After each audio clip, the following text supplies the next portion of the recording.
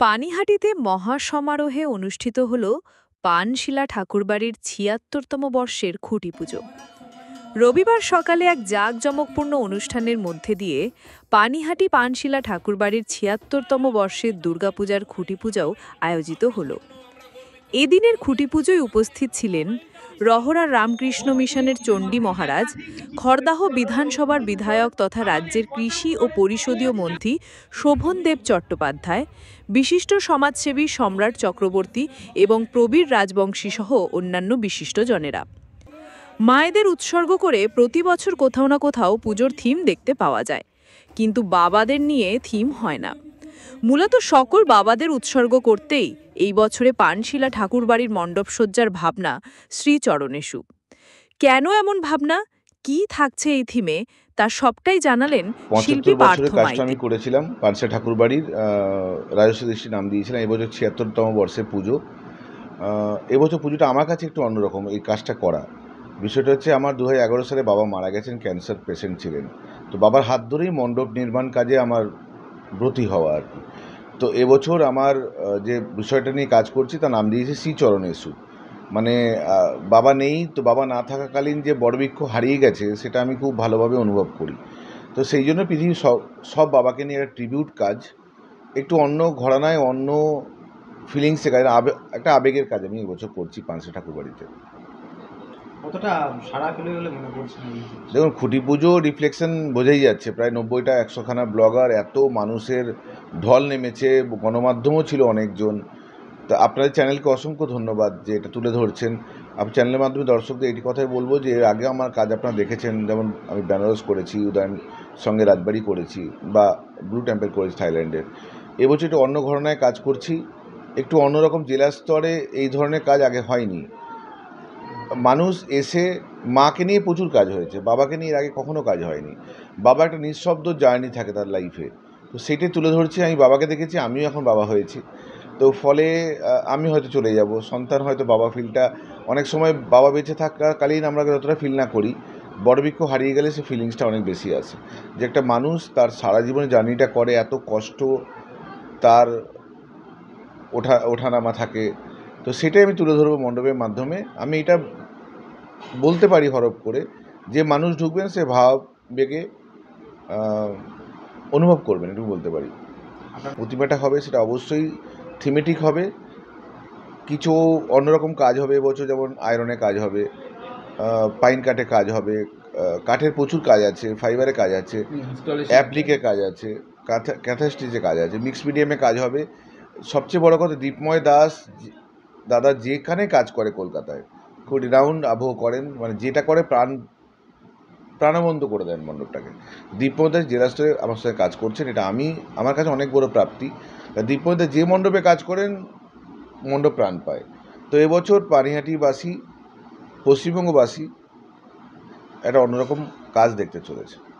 মানে এটা কি বলা যেতে পারে কলকাতার পাশাপাশি জেলা স্তরের যে কাজটা এবারে রিপ্রেজেন্ট করবে না? যেভাবে কলকাতা ঢল নামে একটা ভালো কাজ দেখার জন্য আশা করছি আপনাদের আশীর্বাদ, ভালোবাসা, আমাদের টিম যেভাবে কাজ করছে বা যে ঘরানায় কাজ হচ্ছে, মনে হয় জেলা দেখিয়ে দেবে, কলকাতাকে দেখিয়ে দেবে আর কি, জেলা, যে আমরাও ভালো কাজ করতে পারি বা অন্য ঘরানায় কাজ করতে পারি। এটুকুই আমি বলতে পারি।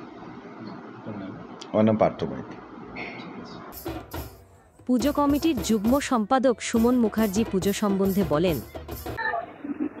এবারের থিম যেটা ভাবনা হয়েছে সেটা হলো মূলত বাবা, আমাদের জীবনে বাবার ভূমিকা এবং আমাদের প্রতিটি সকল সন্তানের পেছনে বাবার যে ত্যাগ, এই ব্যাপারটাকে আমরা তুলে ধরছি। ঠিক আছে, একটি সন্তানের চোখ দিয়ে তার বাবার ভূমিকা তার জীবনের উপর। আশা করছি প্রতিটি মানুষের মনে এটা আলাদা জায়গা করে নেবে এবং মানুষের মুখে ছড়িয়ে পড়বে আমাদের এই মনে। আপনাদের এই পুজো মানুষের নজর কেড়েছে, এইবার কি এক্সপেক্ট? দেখুন, গতবার তো একটা জাঁকজমক ছিল, কেন ৭৫ বছর ছিল, প্রচুর দর্শনার্থী, প্রায় ৪-৫ লক্ষ আনুমানিক দর্শনার্থী এসেছিল। তা এবারের থিমটা যেহেতু সবাইকে নাড়া দেবে আশা করছি আমরা, এবং যেহেতু গত বছর থেকে আলাদা একটা পরিচিতি পেয়েছে এবং আপনাদের সকলেরই সাহায্যে আমাদের একটা অন্য স্থান হয়েছে, জেলা জুড়ে প্রচুর পুরস্কার পেয়েছি আমরা, প্রায় ৪৭টা পুরস্কার পেয়েছিলাম গত বছর। এবার আশা করছি দর্শক সংখ্যা আনুমানিক ৮ লক্ষের কাছাকাছি হবে। আমার নাম সুমন মুখার্জি, আমি এবছরের যুগ্ম সম্পাদক। খড়দহ বিধানসভার বিধায়ক তথা রাজ্যের কৃষি ও পরিষদীয় মন্ত্রী শোভনদেব চট্টোপাধ্যায় খুঁটি পুজো নিয়ে বলেন, দেখো এই যে খুঁটি পুজো, এটা কিন্তু আমি তো খুব ছোট বয়স থেকে পুজোতে আছি। আমি বাবার সঙ্গে তন্ত্রধারকের কাজ করেছি 24 বছর, দাদার সঙ্গে তন্ত্রধারকের কাজ করেছি, পুরোহিত বাড়ির মানুষ। খুঁটি পুজোর অ্যাসাজ কিন্তু আমাদের কোথাও লেখা নেই, এটা আমাদের তৈরি করা। কেন তৈরি করা? এই মানসিকতা থেকে যে আমরা যখন বাড়ি করি তখন একটা ভিত পুজো করি, ভিত পুজো করি। কেন করি? যাতে বাড়িটা ভালো হয়, পড়ে না যায়, বসে না যায়। কিন্তু মা আসছেন, সঙ্গে শিব ঠাকুরও আসছেন, ছেলে মেয়েদের নিয়ে আসছেন। সেই বাড়িটা যাতে এত সুন্দর হয়, যাতে ঝড়ে না পড়ে যায়, অন্য কোনো দুর্ঘটনা না হয়, সেই কামনা করে। 1, 2, আগে আমাদের কি হতো, পুজো মানে 4 জন লোক পুজো করতো। কিন্তু আজকালকার পুজো এমন ব্যাপার আছে, থিম আছে এর পেছনে। এই থিমের পুজো করতে গেলে 4-5 জনে হয় না। তাই আমরা যখন দৌড়তে যাই তখন কি বলে, ready steady on your mark get set go. এই আজকে আমরা বলে দিলাম ঠাকুরবাড়ির পুজোর সমস্ত সদস্যদের, ready steady on your mark get set go. ওরা যাত্রা শুরু করলো। সবাই মিলে পুজো না করলে এই পুজো বড় পুজো হবে না।